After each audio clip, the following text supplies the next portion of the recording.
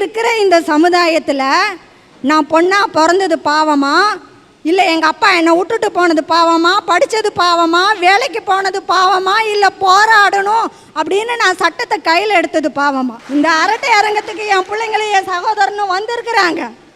அவங்க முன்னாடி நான் அழக்கூடாதுன்னு என் அழுகையை மறைச்சி வச்சுட்டு இருக்கிறேன். என்னை அழ வைக்கணும்னு பார்க்காதீங்க, நிச்சயமாக அழமாட்டேன், போராடுவேன்.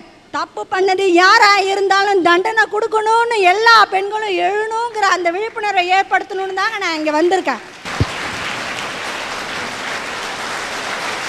நம்முடைய சுதந்திர போராட்டத்திலே பகத்சிங், ராஜகுரு, சுகதேவ் என்று 3 பேரும் போராட்டத்திலே ஈடுபட்டார்கள் ஐயா.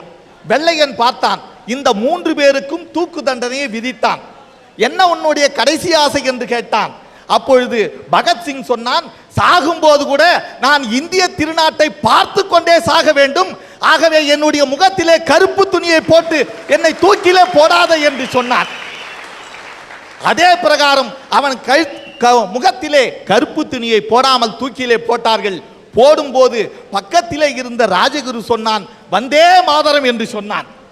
ராஜகுருவை தூக்கிலே போடும்போது பக்கத்திலே இருந்த சுகதேவ் சொன்னான், பாரத் மாதா கி ஜெய் என்று சொன்னான். சுகதேவை தூக்கிலே போடும்போது சொல்வதற்கு ஆளே இல்லை ஐயா. எல்லோரும் வெள்ளைக்காரர்கள் தான் சுற்றி நின்று இருந்தார்கள். யாராவது சொல்வார்களா என்று பார்த்தால் பக்கத்திலே இருந்து ஒரு குரல் கேட்டது, பாரத் மாதா கி ஜெய் என்று. அவன் யார் என்று பார்த்தால் என்று சொன்னால், எந்த அதிகாரி தூக்கிலே போட்டானோ அந்த வெள்ளைய அதிகாரியே பாரத் மாதா கி ஜெய் என்று சொன்னான் என்று சொன்னால், வெள்ளையனையே நம்முடைய இந்திய நாட்டின் சுதந்திரத்துக்கு வீர உணர்ச்சியை ஊட்டிய அந்த இளைஞர்களை போல இன்றைய இளைஞர்கள் இல்லை ஐயா. இவர்கள் அத்துணை பேரும் வீணாய் பொழுதுபோக்கே வாழ்க்கை என்று சொல்லி கேவலம் பணத்துக்காக நம் நாட்டையே காட்டிக் கொடுக்கிறார்கள் ஐயா. எங்கு பார்த்தாலும் தீவிரவாதிகளாக மாறிக்கொண்டு அங்கே ரயில் அடியிலே வெடிகுண்டு வைக்கிறார்கள், ஏரோப்ளானிலே வெடிகுண்டு வைக்கிறார்கள், சாமியை கும்பிட போனா அந்த கோயிலில் கூட வெடிகுண்டு வைக்கிறாருங்க ஐயா. இப்படி தீவிரவாதியாக மாறி இந்த உலகத்தையே அழித்து கொண்டிருக்கிற அந்த இளைஞர்களை தான் நான் மன்னரானால் முதலிலே நாடு கடத்துவேன். ஐயா, இந்த நாட்டில் இருக்கிற ஒவ்வொரு கணவன் மனைவிக்கும் ஒரு ஆசை இருக்கு தெரியுமா? அது என்ன கனவு? நம்ம வாழ்கிற காலத்தில் எப்படியாவது ஒரு சொந்த வீடு கட்டி வாழி பார்க்கணும் அப்படின்னு சொல்லிட்டு ஒவ்வொரு கணவன் மனைவியும் கற்பனை உலகத்தில் வாழ்கிற சாதாரண மனுஷன் தானே ஐயா நம்ம எல்லாம். சாதாரண ஒரு குருவி கூட ஏதாவது ஒரு மரத்தில் கூடு கட்டி வாழ ஆசைப்படுது. அப்படிதான் எங்கள் அப்பாவும் ஒரு வீடு கட்டி வாழணும்னு சொல்லிட்டு ஆசைப்பட்டாரு. எங்கள் அப்பா ஒரு எக்ஸ் சர்வீஸ் மேன், நானும் ஒரு எக்ஸ் சர்வீஸ் மேன். எங்கள் அப்பா 1983 ரிட்டையர்ட் ஆனார். எல்லா சம்பளத்தையும் கையில் வச்சுட்டு ஒரு ரியல் எஸ்டேட் ஏஜென்சியை போய் பார்த்தாரு. தயவு செஞ்சு நான் எல்லா ரியல் எஸ்டேட் ஏஜென்சியை சொல்ல, ஒரு சில ரியல் எஸ்டேட் ஏஜென்சிகளை மட்டும் நான் சொல்கிறேன். அவங்ககிட்ட போய் சொன்னார், தம்பி என்கிட்ட இவ்வளோ பணம் இருக்குது, என் வீட்டில் வந்துட்டு நான் 11 பிள்ளைங்களுக்கு நான் தகப்பேன், எனக்கு தகுந்த மாதிரி ஒரு ஓட்டு வீடாக இருந்தாலும் பரவாயில்ல, ஒரு தட்டு வீடு இருந்தாலும் பரவாயில்ல, ஒரு குச்சி வீடு இருந்தாலும் பரவாயில்ல, ஒரு காலி வீடு இருந்தாலும் பரவாயில்ல, எனக்கு ஒரு இடம் காட்டு கொடு தம்பி என்ன காமிச்சான். அவனும் காமிச்சான். எங்க அப்பா கிட்ட பார்த்து சொன்னா, சாமி இந்த வீடு காலியா இருக்கு, இந்த இடத்த நீ வாங்கிக்கோ, நல்ல இடம்னு சொல்லிட்டு வித்தான். வித்ததுக்கு அப்புறம் 2 மாசம் கழிச்சு தான் தெரியாது லிட்டிகேஷன் லேண்ட். அதாவது எங்க அப்பாவுக்கு கொடுக்கறதுக்கு 2 மாசத்துக்கு முன்னாலேயே இன்னொருத்தனுக்கு வந்துட்டு ரிஜிஸ்ட்ரேஷன் பண்ணி கொடுத்துருக்கான். இந்த மாதிரி ஏமாத்திர ஒரு சில ரியல் எஸ்டேட் ஏஜென்சிகளை நாடு கடத்தணும்னு சொல்லிட்டு நான் பேச வந்திருக்கிறேன் சார். ஐயா, 11 வருஷத்துக்கு முன்னால எனக்கு ஒரு பேக் பெயின் வந்துச்சு. ஒரு குறிப்பிட்ட டாக்டர் கிட்ட போனேன். டாக்டர் எனக்கு இந்த மாதிரி பேக் பெயின், எந்த விதமான இன்வெஸ்டிகேஷன் பண்ணாம நாளைக்கு காத்தால உனக்கு ஆபரேஷன் 45,000 ரூபாய் ரிசப்ஷன்ல கட்டேன்னு சொன்னான் அந்த டாக்டர். நானும் பயந்துட்டு போயிட்டு மிலிட்டரி ஹாஸ்பிட்டல் இருக்கிற ஒரு கவர்மெண்ட் டாக்டர் கிட்ட போய் கேட்டேன், ஐயா எனக்கு இந்த மாதிரி பேக் பெயின் இருக்குது, ஹாஸ்பிட்டலில் போன உடனே எனக்கு ஆப்ரேஷன் சொல்றாங்க, எனக்கு பயமா இருக்கு, என்ன பண்ணலான்னு போய் கேட்டேன். அந்த டாக்டர் சொன்னாரு, தம்பி வயிற்று வலின்னு சொல்ல, நான் உடனே வயிற்று அறக்கிறது கிடையாதுடா வைத்தியம், வயிற்று வலின்னு சொல்லியாச்சுனாக்கா ஃபர்ஸ்ட் ஒரு மாத்திரை கொடுக்கணும், அந்த மாத்திரையில குணமாகலன்னு சொல்லியாச்சுன்னா ஒரு இன்ஜெக்ஷன் போடணும், ஒரு இன்ஜெக்ஷன்லயும் குணமாகலன்னு சொல்லியாச்சுன்னா ஒரு எம்ஆர்ஐ ஸ்கேனிங் எடுக்கணும். அந்த எம்ஆர்ஐ ஸ்கேனிங்லேயே உனக்கு ஒரு ப்ராப்ளம் இருந்துச்சுன்னா இது மருத்துவத்தில் குணமாகுமா இல்லை ஆப்ரேஷனில் குணமாகுமான்னு சொல்லிட்டு செக் பண்ணி பார்த்துட்டு ஒரு குழு அமைச்சு அதுக்கப்புறம் தாயா ஒரு டாக்டரை போய் உங்களால் நிற்க வைக்குவோன்னு சொல்லுவான். எவனுக்கோ ஒரு டாக்டருக்கு 50,000 ரூபாய் தேவைப்படுற நேரத்தில் நீ போய் மாட்டியிருக்க, அவன் உன்னை மிஸ்யூஸ் பண்ண பார்த்துருக்குறான், நீ இப்போ எங்கள் ட்ரீட்மெண்ட் பண்ணுன்னு சொன்னார். உண்மையாக சொல்கிறேன், 11 வருஷமாச்சு ஆபரேஷன் பண்ணாமலேயே நான் இன்ன வரைக்கும் நல்ல விதமா இருக்கிறேன். ஐயா, கர்ப்பிணி ஒரு பெண் கருத்தரிக்கும் காலத்தில் இருக்கிற சந்தோஷம் டெலிவரி டைம்ல இருக்கா? இல்லையே. ஏன்? இன்னைக்கு அந்த காலத்துல ஒரு 1000 டெலிவரி ஆகுதுன்னு சொல்லியாச்சுனாக்கா வெறும் 50 டெலிவரி தாயா சிசரிங் இருக்கும். இன்னைக்கு அப்படியா இருக்கு? இல்லையே, அப்படியே உல்டா பண்ணி போட்டாங்கல்ல. ஏன்? அந்த கேவலம் அவனுக்கு கிடைக்கிற ஒரு 10,000 ரூபாய் 15,000 ரூபாய் சம்பளத்துக்கு ஒரு சுகப்பிரசவம் அடையக்கூடிய ஒரு பெண்ணை வைத்த அறுத்த அந்த குழந்தைய வெளியில எடுக்கிறியே, இது மனித நேயம் உள்ள செய்யற டாக்டர் செய்யற வேலையா? அந்த மாதிரி டாக்டர் நாடு கடத்தணும்னு சொல்லிட்டு நான் பேச வந்திருக்கிறேன் சார்.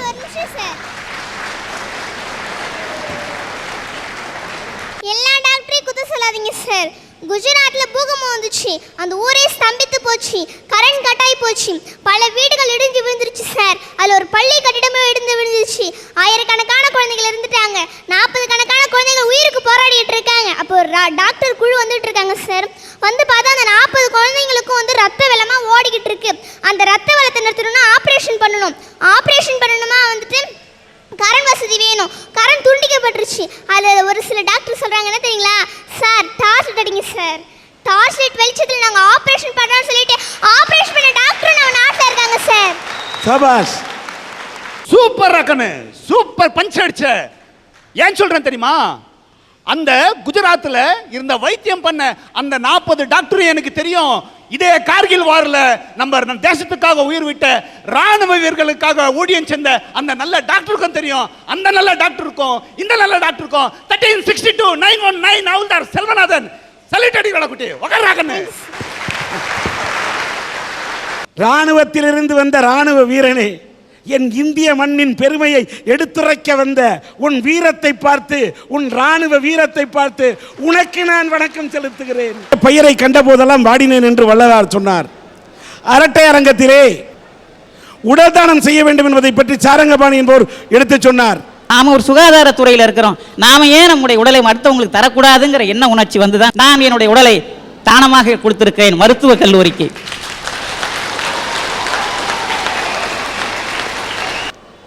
இந்த நிகழ்ச்சியை அரட்டை அரங்கத்திலே பார்த்துவிட்டு தங்களுடைய உடலை தானமாக செய்கிறோம் என்று பெரிய மனதோடு இங்கே புறப்பட்டு வந்திருக்கிறார்கள். திருவண்ணாமலையை சார்ந்த விஜயகுமார் சுஜாதா தம்பதியினர், அதைத் தொடர்ந்து சென்னை வில்லிவாக்கத்தை சார்ந்த கலாவதி அவருடைய உடலை தானம் செய்ய மனமுந்து வந்திருக்கின்றார்.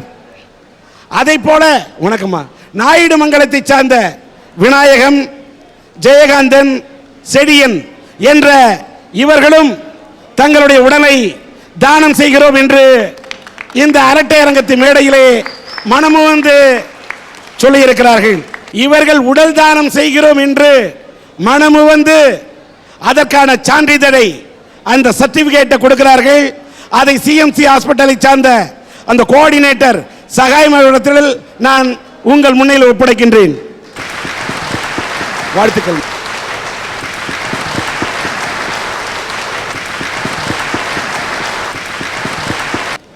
அடுத்து நம்முடைய சன் டிவியின் அரட்டை அரங்கத்தை பார்த்துவிட்டு 100 பேர் அந்த நாயுடுமங்கலம் கிராமத்தை சேர்ந்தவர்கள் தங்களுடைய கண்களை தானம் செய்கிறோம், இளைஞர்கள் கெட்டு போகிறார் என்று சொல்லுகிறோம். ஆனால் இளைய பாரதம் என்ற அமைப்பை சார்ந்த இந்த இளைஞர்கள் தங்களுடைய கண்களை தானம் செய்கிறார்கள். இப்படிப்பட்ட இளைஞர்கள் இருக்கும் வரை இந்தியா தலை நிமிர்ந்து நிற்கும், தமிழகம் தலை நிமிர்ந்து நிற்கும் என்பதை இந்த அரட்டை அரங்கத்தின் மூலம் தெரிவித்துக் கொள்ளும். நீங்களே கொடுங்க. வாங்க சார்.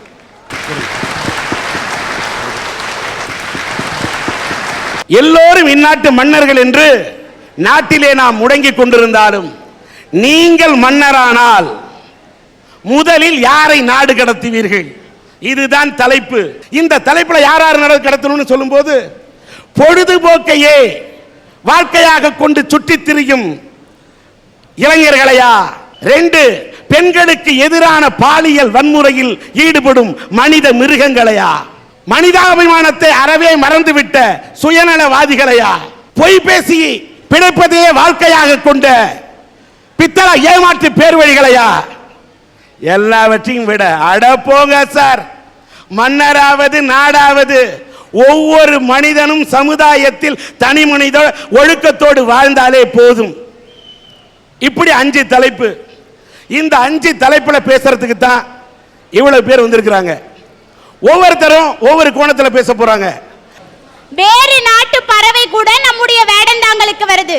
அதனுடைய சின்ன சிறு சிறகுகள் வலிச்சா கூட தன்னம்பிக்கையோட தான் கொண்ட இலக்கம் அடையுதுங்களா? அந்த 5 அறிவு படைச்ச பறவைக்கு இருக்கிற தன்னம்பிக்கை கூட 6 அறிவு படைச்ச இளைஞர்களிடம் ஏன் இல்ல?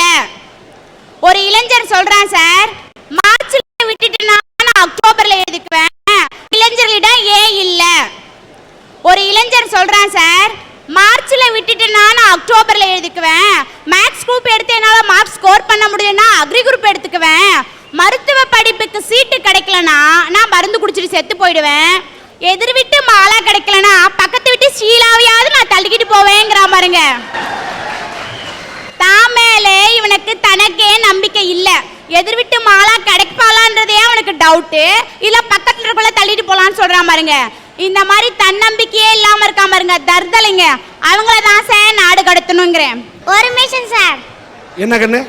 நாடு கடத்துனா என்ன சார்? மன்னர்கள் காலத்துல ஒரு நாட்டுக்குள்ள மக்கள் வசிப்பாங்க. இங்க யாராவது தப்பு பண்ணிட்டானா அவனை இந்த நாட்டை கொண்டு ஒரு கொஞ்சம் தூரத்துக்கு ஒரு அப்படியே விட்டா வனாந்தரமா இருக்கும், வெறும் காடா இருக்கும், ஒரே பாலைவனமா இருக்கும், சோறு கிடைக்காது, தண்ணி கிடைக்காது, எதுவுமே கிடைக்காது, ரொம்ப கஷ்டமா இருக்கும். அந்த மாதிரி இடத்துக்கு தப்பு பண்ணிட்டா கொண்டு விடுவாங்க சார். அங்க மனுஷங்க இருப்பாங்க சார். அந்த காலத்துல நாடு கடத்தினா மனுஷனே இருக்க மாட்டான், ரொம்ப கஷ்டமா இருக்கும். அந்த மாதிரி இடத்துக்கு தப்பு பண்ணிட்டா கொண்டு விடுவாங்க சார். அங்க மனுஷங்க இருப்பாங்க சார். அந்த காலத்துல நாடு கடத்தினா மனுஷனே இருக்க மாட்டான், இப்ப இருப்பாங்க. என்ன பண்ணலாம்? இப்ப நாடு கடத்தினா அங்கேயும் போய் அதே தப்பு தானே சார் செய்வாங்க. நியாயம் உனக்கு நல்லா தெரியுது. அதனால என்ன பண்ணலாம்? நிலால போட்டுடலாமா? நிலால போட்டு அங்க போய் அந்த நிலாவத்தான் நான் கையில பிடிச்சேன்னு பாட ஆரம்பிச்சிருவான். அது உண்மைதான் சார். சரி, இளைஞனிடம் நாட்டை கொடுத்து பாருங்கள், நான் வல்லரசாக்குகிறேன்றான். இந்த இளைஞனா சார் வல்லரசாக்க போறான்? இளைஞர்களே, சில சமயங்களில் முயற்சிகள் தவறலாம், ஆனால் நீ முயற்சி செய்ய தவறாதேன்னு தான் சார் நான் சொல்றேன். சபாஷ்.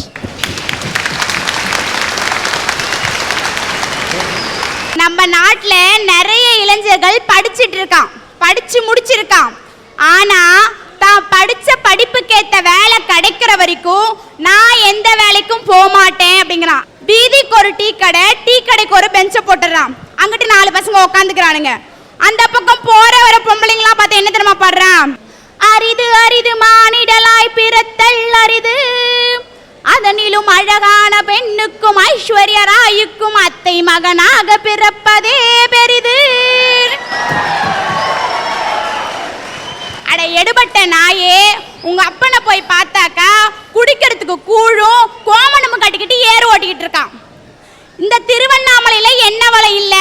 பக்கத்துல இருக்க பெங்களூர்ல போயிட்டு எனக்கு வேலை கொடுன்னு பிச்சை எடுத்துக்கிட்டு இருக்கியே, இந்த திருவண்ணாமலையில் இருக்க வேலையை ஒழுங்கா செஞ்சா நீ ஏன் அங்க போய் பிச்சை எடுக்க போற? ரசிகர் மன்றம் வைக்கிறதா சொல்லிக்கிட்டு நிறைய இளைஞர்கள் நாசமா போய்கிட்டு இருக்கான். தன்னுடைய தலைவர்களை நெஞ்சில பச்சை குத்தி வச்சுட்டானுங்க.